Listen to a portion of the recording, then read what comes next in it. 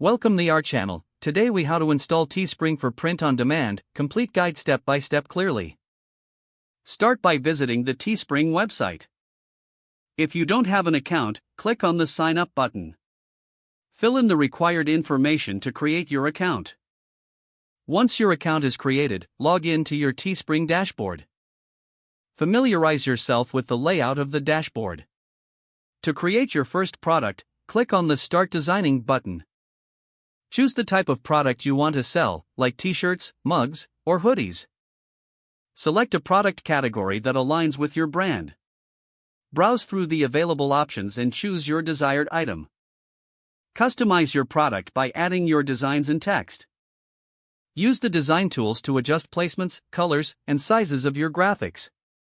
Preview your design to ensure it looks just right. Once satisfied, click Next to proceed with your listing.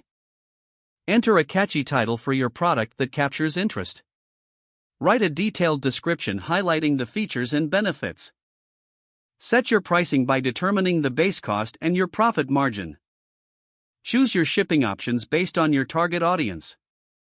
Review all the information to confirm accuracy before launching. Click on the Launch button to make your product live. Promote your new product on social media and other platforms. Monitor sales and customer feedback regularly to improve future designs. Keep experimenting with different products and designs to grow your collection. If the page does not load, refresh the browser or try again in a private or incognito window.